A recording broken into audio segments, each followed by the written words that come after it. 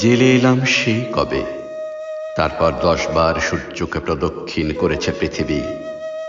পৃথিবীকে যদি বলো, সে বলবে কিছুই নয়, অনুমাত্র কাল। আমি বলবো আমার জীবনের 10টা বছর। যে বছর জেলে এলাম একটা পেন্সিল ছিল, লিখে লিখে খুইয়ে ফেলাতে 1 সপ্তাহ লাগেনি। পেন্সিলকে জিজ্ঞেস করলে সে বলবে একটা গোটা জীবন। আমি বলবো এমন আর কি, একটা মাত্র সপ্তাহ। যখন জেলে গেলাম, খুনের আসামি ওসমান কিছুকাল ছাড়া পেল।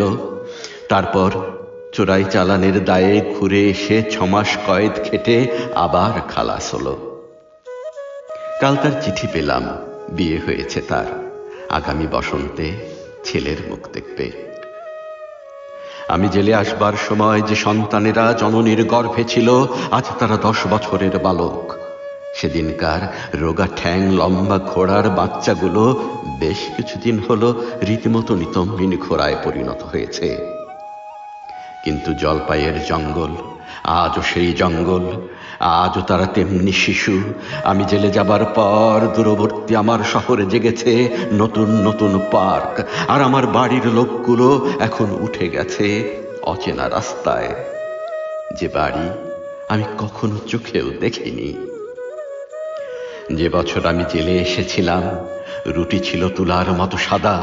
তারপর এই রেশনের যুগ, এখানে এই জেলখানায় লোকগুলো মুঠিভর রুটির জন্যে হন্যে হলো। আজ আবার অবাধে কিনতে পারো, কিন্তু কালো বিস্বাদ সেই রুটি। যে বছর আমি জেলে এলাম, দ্বিতীয় যুদ্ধের সবে শুরু। দাচাওয়ের শ্মশান চুল্লি তখনও জ্বলেনি, তখনও অ্যাটম বোমা পড়েনি হিরোশিমায়। টুটিতেপা শিশুর রক্তের মতো সময় বয়ে গেল, তারপর সমাপ্ত সেই অধ্যায়। আজ মার্কিন ডলারে শোনো তৃতীয় মহাযুদ্ধের বোল। কিন্তু আমি জেলে যাবার পর আগের চেয়ে অনেক উজ্জ্বল হয়েছে দিন, আর অন্ধকারের কিনার থেকে ফুটপাথে তাদের ভারী হাতের ভর দিয়ে তারা অর্ধেক উঠে দাঁড়িয়েছে। আমি জেলে যাবার পর সূর্যকে 10 বার প্রদক্ষিণ করেছে পৃথিবী, আর আমি বারংবার সেই একই কথা বলছি।